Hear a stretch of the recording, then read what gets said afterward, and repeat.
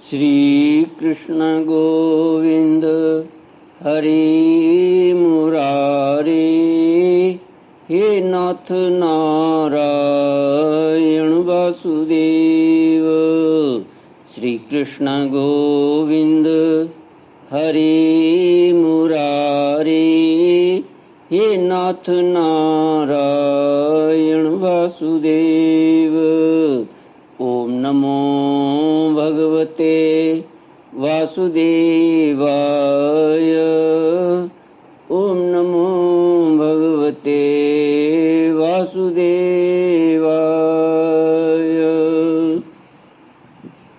कृष्णाय वासुदेवाय हरये परमात्मने प्रणतक्लेशनाशाय गोविन्दाय नमो नमः। सच्चिदानन्दरूपाय विश्वोत्पत्त्यादिहेतवे तापत्रयविनाशाय श्रीकृष्णाय वयं नमः। सच्चित आनंद स्वरूप परमात्मा जो सृष्टि के उत्पत्ति, पालन और संहार करता है तथा जीवों के आध्यात्मिक, आदि दैविक, आदि भौतिक तापों को नष्ट करने वाले हैं, अर्थात जीवों के मानसिक, शारीरिक और भौतिक दुखों को दूर करने वाले हैं, उन श्री कृष्ण भगवान को हम नमस्कार करते हैं। श्री कृष्ण गोविंद हरि मुरारी। हे नाथ नारायण वासुदेव। श्रीमद् भागवत षष्ठ स्कंद अथाष्टादशोऽध्यायः। श्री शुक उवाच प्रश्निस्तु पत्नी सवितो सावित्रीं व्याहृतिं त्रयीम् अग्निहोत्रं पशुं सोमं चातुर्मास्यं महामखान् सिद्धिर्भगस्य भार्याङ्ग महिमानं विभुं प्रभुम् आशिषं च वरारोहां कन्यां प्रासूत सुव्रताम्। अदिति और दिति की संतानों की तथा मरुद गणों की उत्पत्ति का वर्णन। श्री सुखदेव जी कहते हैं, परीक्षित, सविता की पत्नी कृष्ण के गर्भ से 8 संतानें हुईं। सावित्री, व्याहृति, त्रयी, अग्निहोत्र, पशु, सोम, चातुर्मास्य और पंच महायज्ञ। भग की पत्नी सिद्धि ने महिमा, विभु और प्रभु ये 3 पुत्र और आशीष नाम की एक कन्या उत्पन्न की। यह कन्या बड़ी सुंदरी और सदाचारिणी थी। धाता की 4 पत्नियां थीं, कुहू, सिनीवाली, राका और अनुमति। उनसे कर्म से सायं, दर्श, प्रातः और पूर्णमास ये 4 पुत्र हुए। धाता के छोटे भाई का नाम था विधाता। उनकी पत्नी क्रिया थी। उससे पुरुष्य नाम के 5 अग्नियों की उत्पत्ति हुई। वरुण जी की पत्नी का नाम चर्षणी था। उससे भृगु जी ने पुनः जन्म ग्रहण किया। इसके पहले वे ब्रह्मा जी के पुत्र थे।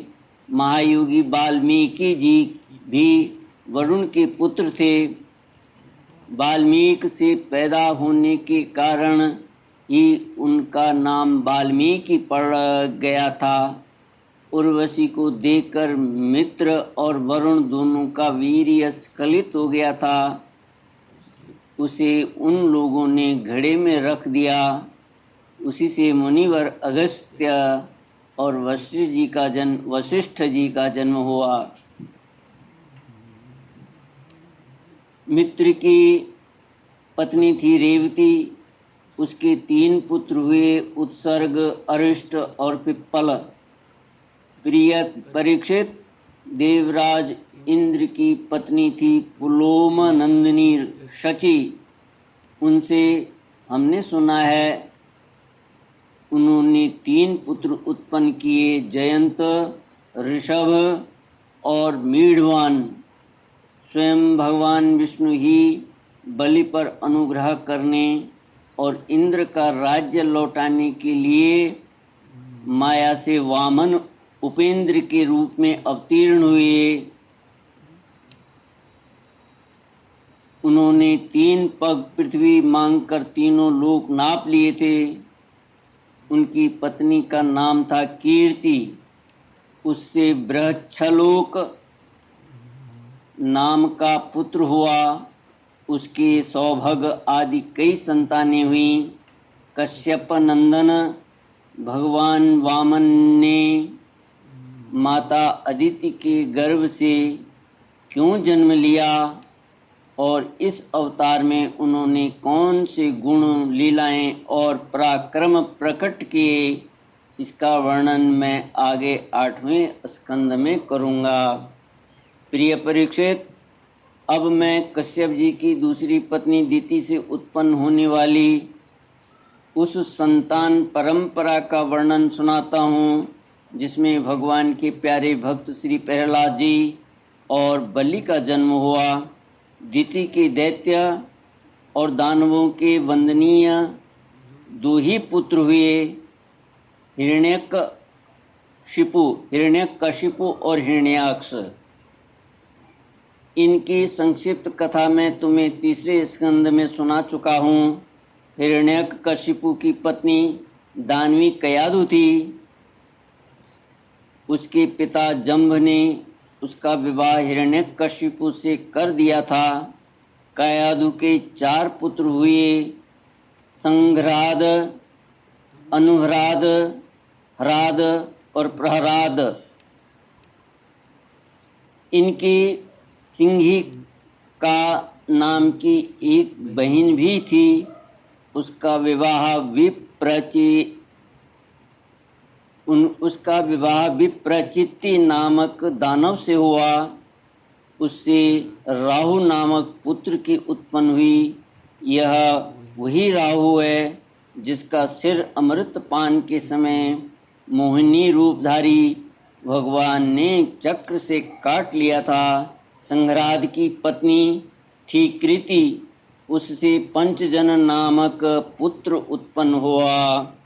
श्री कृष्ण गोविंद हरे मुरारे, हे नाथ नारायण वासुदेव। ह्राद की पत्नी थी धमनी। उसके 2 पुत्र हुए, वातापी और इलवल। इस इलवल ने ही महर्षि अगस्त्य के आतिथ्य के समय वातापी को पकाकर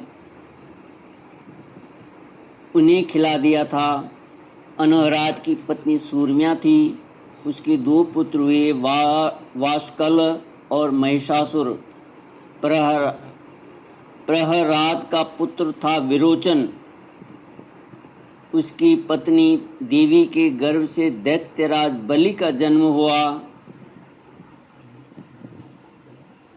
बलि की पत्नी का नाम अशना था। उससे बाण आदि 100 पुत्र हुए। दैत्यराज बलि की महिमा गान करने योग्य है। उसे मैं आगे 8वें स्कंद में सुनाऊंगा। बलि का पुत्र बाणासुर भगवान शंकर की आराधना करके उसके गणों का मुखिया बन गया। आज भी भगवान शंकर उसके नगर की रक्षा के लिए उसके पास ही रहते हैं। दिति के हिरण्यकशिपु और हिरण्याक्ष के अतिरिक्त 49 पुत्र और थे। उन्हें मरुदगण कहते हैं। वे सब निसंतान रहे। देवराज इंद्र ने उन्हें अपने ही समान देवता बना लिया। राजा परीक्षित ने पूछा, भगवान, मरुदगण ने ऐसा कौन सा सत्कर्म किया था जिसके कारण वे अपने जन्मजात असुरोचित भाव को छोड़ सके और देवराज इंद्र के द्वारा देवता बन गए? ब्रह्मन, मेरे साथ यहाँ की सभी ऋषि मंडली यह बात जानने के लिए अत्यंत उत्सुक हो रही है, अतः आप कृपा करके विस्तार से वह रहस्य बतलाइए। सूजी कहते हैं, सौनक जी, राजा परीक्षित का प्रश्न थोड़े शब्दों में बड़ा सार गर्भित था। उन्होंने बड़े आदर से पूछा भी था, इसलिए सर्वज्ञ श्री सुखदेव जी महाराज ने बड़े ही प्रसन्न चित्त से उनका अभिनंदन करके यूं कहा। श्री सुखदेव जी कहने लगे, परीक्षित, भगवान विष्णु ने इंद्र का पक्ष लेकर दिति के पुत्र हिरण्यकश्यप और हिरण्याक्ष को मार डाला। अतः दिति शोक की आग से उद्दीप्त क्रोध से जलकर इस प्रकार सोचने लगी, सचमुच इंद्र बड़ा विषयी, क्रूर और निर्दयी है। राम राम राम, उसने अपने भाइयों को ही मरवा डाला। वह दिन कब होगा जब मैं भी उस पापी को मरवा कर आराम से सोऊंगी। लोग राजाओं के, देवताओं के शरीर को प्रभु कहकर पुकारते हैं, परंतु एक दिन वह क्रीड़ा, विष्ठा या राख का ढेर हो जाता है। इसके लिए जो दूसरे प्राणियों को सताता है, उसे अपने सच्चे स्वार्थ या परमार्थ का पता नहीं है, क्योंकि इससे तो नरक में जाना पड़ेगा। मैं समझती हूँ इंद्र अपने शरीर को नित्य मानकर मतवाला हो रहा है, उसे अपने विनाश का पता ही नहीं है। अब मैं वह उपाय करूँगी जिससे मुझे ऐसा पुत्र प्राप्त हो जो इंद्र का घमंड चूर चूर कर दे। दिति अपने मन में ऐसा विचार करके सेवा, शुश्रूषा, विनय, प्रेम और जितेंद्रियता आदि के द्वारा निरंतर अपने पतिदेव कश्यप जी को प्रसन्न करने लगी। वह अपने पतिदेव के हृदय का एक एक भाव जानती रहती थी और परम प्रेम भाव, मनोहर एवं मधुर भाषण तथा मुस्कान भरी तिरछी चितवन से उनका मन अपनी ओर आकर्षित करती रहती थी।